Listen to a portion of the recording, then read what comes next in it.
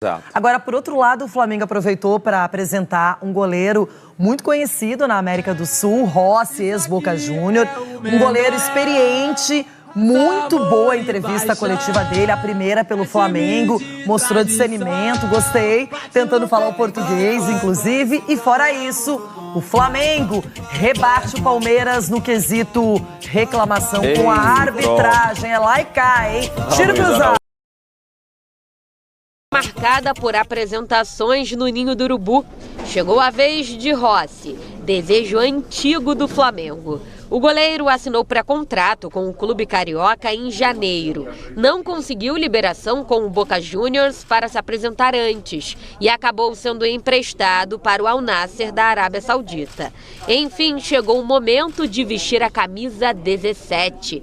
Ele estava ansioso. A expectativa lenta. Habíamos falado com Bruno, com Marcos em Buenos Aires. A expectativa foi lenta. Estivemos com Marcos e Bruno em Buenos Aires em janeiro. A decisão de ir para a Arábia foi importante para não perder o ritmo dos treinamentos, de jogo, porque no Boca talvez não fizesse nada nos treinamentos. Sim, estava ansioso para que o tempo passasse, querendo estar aqui. De querer chegar, de que o tempo passe para poder estar aqui. O goleiro já treinou com um grupo, assistiu uma partida no Maracanã e tem a documentação completa. Para estrear, falta mesmo aprimorar a forma física, até porque a última vez que entrou em campo foi no dia 31 de maio. Ansioso por el estreio. Ansioso pela estreia, mais tempo que conquistando espaço, cumprindo os cronogramas e depois quem tem a decisão de quem joga é Sampaoli. De quem joga é Sampaoli. Enquanto isso, ele analisa a concorrência, já que chega para disputar posição com o jovem Matheus Cunha e o experiente Santos, que perdeu espaço com Sampaoli. Mesmo com as chegadas de Rossi, Alan e Luiz Araújo, o Flamengo continua em busca de mais reforços. A diretoria do clube tem 2 nomes em pauta e mesmo com a dificuldade das negociações, não vai desistir fácil. 2 são públicas, que é uma que já foi tocada no assunto aqui, que é o De La Cruz, e a outra é o Claudinho, não tem nenhuma em estágio avançado. O jogador interessa o Flamengo, os empresários do jogador já sabem quais são as condições em que o Flamengo pode chegar e essa matéria está com eles agora. Se depender do amigo Arrascaeta, vai ser muito bem recebido. Nas redes sociais, o uruguaio publicou uma foto todo estiloso e De La Cruz deixou o elogio. Arrasca foi direto ao responder. Está demorando muito para vir. O meia rubro-negro inaugurou ontem uma confeitaria no Rio de Janeiro e demonstrou mais uma vez que deseja fazer tabelas açucaradas com De La Cruz. Tenho falado algumas vezes com ele, um jogador de muita qualidade, com certeza ia acrescentar muito para o nosso time, nosso elenco. Ele está certamente num grande rival nosso na Copa Libertadores, mas tomara que dê muito certo, que ele possa estar conosco, porque é um jogador, é um craque. Amanhã o Flamengo vai enfrentar o Palmeiras no Allianz Parque pelo Brasileirão. E o vice-presidente de futebol, Marcos Braz, comentou a pressão que o time paulista tem feito em cima da CBF e de sua comissão de arbitragem. O que não pode, pela extensão ainda que falta no campeonato, se possa ter uma pressão dessa em cima da arbitragem e da comissão de arbitragem para que falando que o sistema não interessa do Palmeiras ser campeão 2 vezes. O Flamengo foi campeão 2 vezes agora, aí há pouco aí. Enfim, é muito preocupante. Questionar a idoneidade e lisura em busca de benefício esportivo é inaceitável e tem que ter punição dura. Alguns flamenguistas prepararam faixas com uma frase provocativa, fazendo alusão à declaração do auxiliar João Martins em relação à CBF. O futebol brasileiro passa a imagem que é o futebol mais competitivo do mundo, porque ganham vários. Mas ganham vários porque muitas vezes não deixam os melhores ganhar, que foi mais uma vez o que se passou hoje. Nós entendemos que é mau para o sistema Palmeiras ganhar 2 anos seguidos, entendemos isso. Para o duelo com o Palmeiras, Gabigol e Léo Pereira devem ser desfalques. Os dois ficaram fora da partida contra o Furacão pela Copa do Brasil. O atacante e o zagueiro estão em transição física. Gabriel sofreu uma lesão no tornozelo e Léo na coxa. Além deles, Eric Pulgar está suspenso pelo 3º cartão. O rubro-negro vai tentar diminuir a distância para o líder Botafogo, que é de 8 pontos na tabela. Bom, agora a gente está vendo aí o Arrascaeta voltando a jogar muito bem, o Bruno Henrique a mesma coisa, o Flamengo encaixando, não é?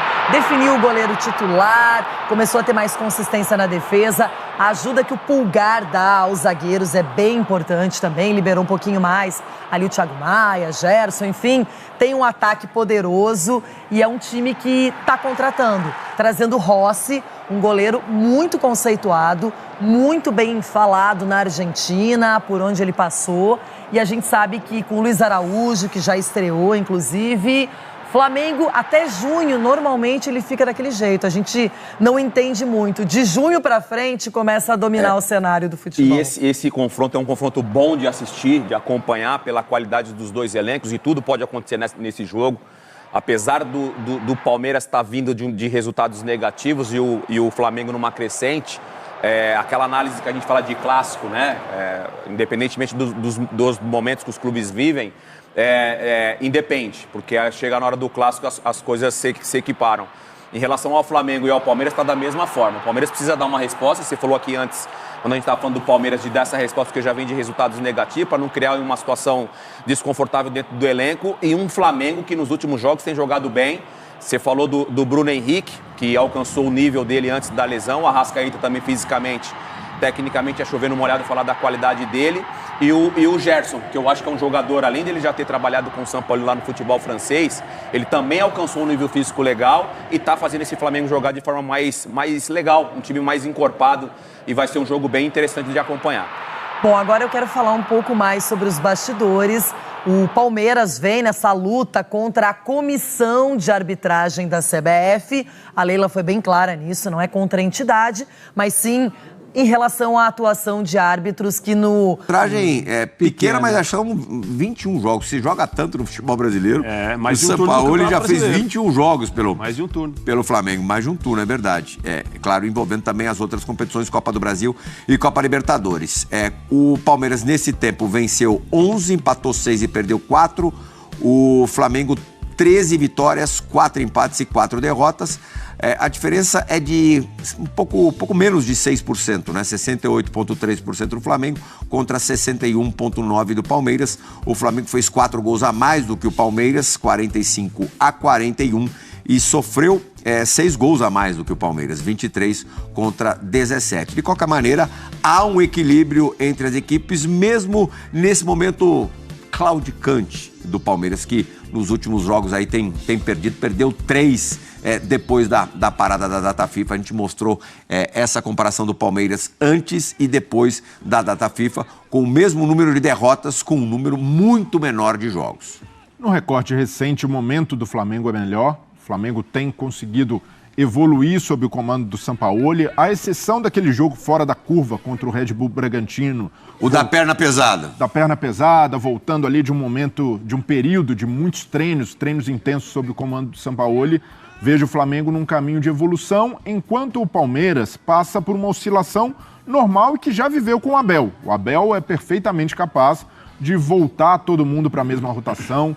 Tenho visto um Palmeiras, sobretudo no jogo contra o São Paulo, abaixo da sua voltagem ideal. Um Palmeiras que sempre foi muito intenso, e até mesmo contra o Botafogo, por mais que não tenha sido um jogo ruim da parte do Palmeiras, a gente já viu o Palmeiras mais ligado nesses jogos. Palmeiras hiper concentrado, um Palmeiras muito cascudo, e eu vejo que esse fio, não que tenha se perdido, mas houve uma oscilação evidente que o Abel precisa recuperar. E principalmente por essa referência do clássico, é uma necessidade de evolução contra um Flamengo que é muito poderoso em termos técnicos. Então, se o Palmeiras entra naquela...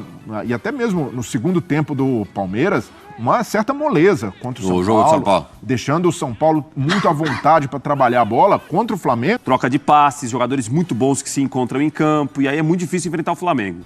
Se você tentar se colocar, a gente tem visto alguns times que se colocam mais atrás para defender, não conseguem se defender contra o Flamengo, ou se defendem parte do jogo, mas sofrem depois com algum erro individual, com alguma desatenção.